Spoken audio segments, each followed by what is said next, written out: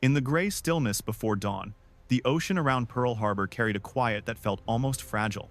At 0637 on a Sunday morning, a thin periscope sliced through that calm water, trailing behind the silhouette of a slow-moving supply ship. From the bridge of an aging destroyer, a young reservist from Minnesota steadied his binoculars, unsure if what he saw was real or just another trick of the light. But his captain knew better. Lieutenant William Outerbridge had been in command of USS Ward for barely 48 hours when he stepped onto the bridge and looked out toward that drifting shadow. What he saw would force him to make the kind of decision that divides routine from history. A Japanese midget submarine was slipping toward the harbor entrance, aiming to breach the defenses of a fleet still asleep. What happened next would mark the first American shot of World War II. And yet, the warning that followed would be dismissed, overlooked in the final quiet minutes before chaos unfolded. How did a forgotten destroyer with a reserve crew become the ship that tried to save Pearl Harbor? And why did its fate return to meet the man who fired that first shot? In the decades before that fragile morning in 1941, USS Ward had already lived a full life. Built in the final year of World War I, she never saw true combat. Instead, she slipped quietly into 2 decades of stillness, tied to a pier in San Diego, while the world around her changed. Her steel aged, her engines grew tired, and when newer, faster destroyers filled the fleet, Ward became little more than a relic that simply refused to sink. But war has a way of calling even the forgotten back into the light. In early 1941, as tensions with Japan tightened like a vice across the Pacific, the Navy needed every hull it could float. Ward was hauled from her long slumber and recommissioned.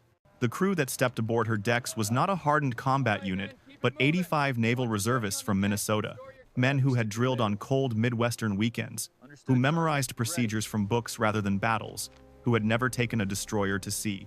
They carried a sense of duty, not experience, onto the rusted plates beneath their boots. Their first months together were awkward, disciplined, determined. Under the watch of Lieutenant Commander Hunter Wood, they learned the rhythms of a destroyer, the thump of boilers waking, the precise swing of torpedo davits, the tense silence of dawn watches. By autumn, their drills became instinct. By winter, they were no longer a reserve crew. They were Ward's crew. 2 days before the most defining moment of their service, command passed to Lieutenant William Outerbridge. He understood the Pacific in ways few others did. He had watched Japan prepare for war during his years on the China station. He recognized the hard edges of determination in their naval strategy, the patience behind their movements. When he stepped aboard Ward on December 5, 1941, he didn't see an obsolete destroyer. He saw a responsibility. The pre-dawn hours of December 7th began without drama. A minesweeper zigzagged across the harbor entrance. A patrol plane circled lazily overhead. Ward traced slow patterns through the dark water, her engines humming at 15 knots.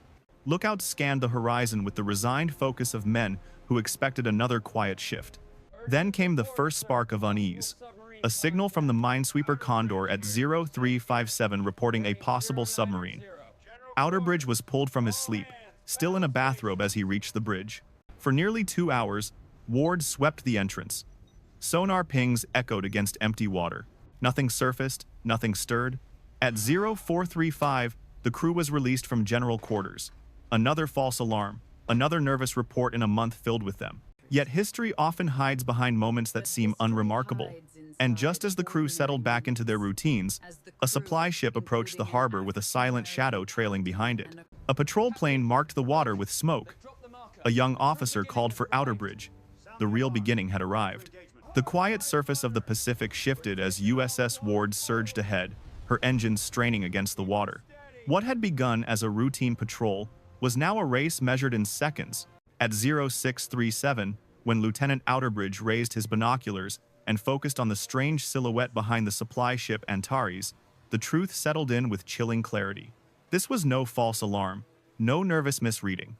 A Japanese midget submarine was attempting to slip into Pearl Harbor. Outerbridge's orders cut through the ship like electricity. All engines ahead full, general quarters, man all guns, prepare to ram. Within moments, the once calm deck exploded into motion. Men abandoned breakfast, leapt from hammocks, sprinted to their stations. They had drilled for months, but drills never carried the weight of this moment. This was real. Ward accelerated from 5 knots to 25 in less than a minute, an astonishing feat for a ship built before many of her crew were born. Every vibration of her hull told the same story. They had one chance. The submarine ahead moved steadily behind Antares, unaware that death was charging toward it. It did not dive. It did not change course. It simply crept forward, confident in the secrecy of the early morning haze. At 100 yards, Ward's #1 gun fired. The shell screamed over the water and missed, passing just above the conning tower. 15 seconds later, gun #3 fired. The range was 50 yards. This time, the shell struck with brutal precision, tearing into the submarine at the waterline, right where the conning tower met the hull. The impact lurched the submarine to starboard. A wound that deep at that angle was fatal. Ward roared past at full speed and released 4 depth charges set to detonate at 30 feet. The ocean erupted behind her, great columns of white water rising with each underwater blast. Then came the silence, broken only by the ripple of oil spreading across the surface. Nothing else remained. At 0653, Outerbridge sent his report.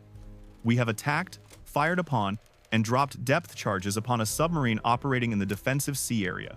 It was clear, direct, unmistakable, and yet no one believed him.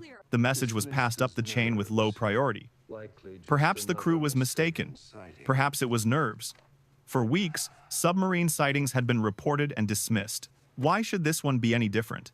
The consequence of that disbelief unfolded exactly 1 hour and 2 minutes later. At 0755, the sky above Pearl Harbor darkened with the shadows of 183 Japanese aircraft. Dive bombers peeled downward. Torpedo planes skimmed the water. Fighters roared overhead. Battleship Row vanished beneath explosions and fire. It was the opening strike of a war that would reshape the world. But inside that hour, before the bombs fell, before the flames rose, USS Ward had already fired the first American shots of World War II. She had already tried to sound the alarm. She had already seen the danger coming. And she had been ignored. For the men of USS Ward, the hours that followed the submarine attack were filled with confusion, frustration, and a rising sense of dread. They had done everything right. They had identified an enemy vessel, engaged it with precision, confirmed the hit, and reported the threat exactly as protocol demanded. Yet the harbor behind them remained calm, unmoved, unchanged. No alarms sounded, no defensive measures were taken. Their warning dissolved into the morning routine of a Sunday fleet at anchor. As explosions thundered across Pearl Harbor at 0755, Ward was still patrolling outside the entrance, watching the smoke rise in towering black columns. They listened to frantic radio calls, heard the panic in voices of sailors who had been caught unaware, and understood with painful clarity that their report had never been believed. The cost of that disbelief would echo across the Pacific. 2,403 Americans dead, 4 battleships sunk, 4 more damaged, and nearly 200 aircraft destroyed before they ever left the ground. In the days that followed, Ward continued to hunt for more submarines, dropping more than 130 depth charges on suspected contacts. None yielded confirmation. And as the shock of the attack settled into grief and anger, doubts crept in. Had Ward truly sunk a submarine? Had they fired on a shadow? Had a reserve crew on an antiquated destroyer misread what they saw in the dim morning light? Even the Navy's commendation for Lieutenant Outerbridge reflected that uncertainty. His Navy Cross cited him for attacking and possibly sinking an enemy submarine. Possibly, a single word that diminished the certainty of the men who stood on Ward's deck and watched the enemy vessel list and disappear beneath the waves. Without wreckage, without bodies, without undeniable physical proof, their story remained suspended in an uncomfortable limbo. Yet the truth had not vanished. It simply lay hidden beneath 1,300 feet of Pacific water. The Japanese midget submarine program, hastily added to the Pearl Harbor attack plan, had never been embraced by its own commanders. Aviation officers warned that using the submarines risked alerting the Americans too early. Admiral Isoroku Yamamoto approved the mission anyway. 5 mother submarines carried their fragile 2-man craft across the Pacific. All were launched in darkness. All were lost. 1 was sunk inside the harbor. 1 ran aground and was captured. 2 disappeared forever. And 1 Ward's submarine became the first confirmed Japanese casualties of the Pacific War. But for 61 years, the proof rested on the testimony of the men who pulled the firing lanyard. Search teams in 1991 and 2000 scoured the ocean floor outside Pearl Harbor, guided by sonar and magnetometers, but found nothing. It was not until 2002, when advanced side-scan technology became available, that researchers finally spotted the submarine. Intact, upright, undisturbed, and pierced by a 4-inch hole exactly where Ward's #3 gun had struck it. A single perfect shot, a moment long doubted, a truth finally rising from the deep. From a strategic perspective, the sinking of the midget submarine by USS Ward is more than an isolated engagement. It stands as one of the earliest and clearest examples of how warning, even when accurate, can fail inside a rigid command structure, unprepared for surprise. In the tense weeks leading up to December 7th, the United States received scattered intelligence hinting at Japanese intentions, yet none of it coalesced into a vivid picture of imminent attack. The Pacific Fleet trusted routines that had never been tested by an adversary willing to gamble everything on a single, devastating blow.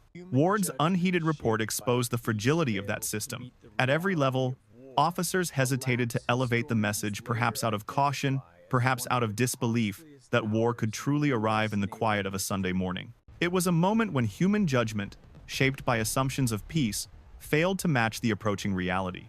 In later analyses, military historians would describe the hour between Ward's warning and the first bombs as one of the most costly lapses in American naval history. Globally, the attack on Pearl Harbor marked a pivot point. Japan's decision to strike was a declaration that diplomacy had collapsed and that their imperial ambitions could only be secured through force. The coordinated use of carriers, midget submarines, and surprise tactics demonstrated a modern style of warfare that stunned observers across the world. For Axis powers, the attack signaled Japan's commitment to full-scale conflict. For the Allies, it underscored the urgency of unity. Ward's engagement, though overshadowed by the catastrophe that followed, holds its own strategic significance. It showed that even the oldest ship in the sector, crewed by reservists with limited experience, could respond decisively under pressure. It validated the importance of vigilance, readiness, and decentralized initiative principles that would guide American naval doctrine for the rest of the war. And in a broader sense, the moment when Ward fired the first shot reminds us that history rarely begins with spectacle. It begins with a lookout squinting into the dawn, an officer making a difficult decision, a report sent up the chain and left unanswered. The lesson resonates far beyond 1941.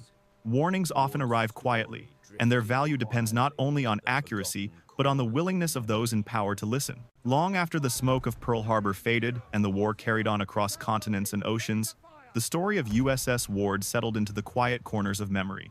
Her steel had been old, her engines temperamental, her crew largely composed of men who had left behind classrooms, storefronts, and winter fields in Minnesota. Yet it was this unlikely combination that produced the first American shot of World War II in action that went unrecognized for decades, drowned out by the enormity of what followed. Ward continued to serve long after that morning in 1941.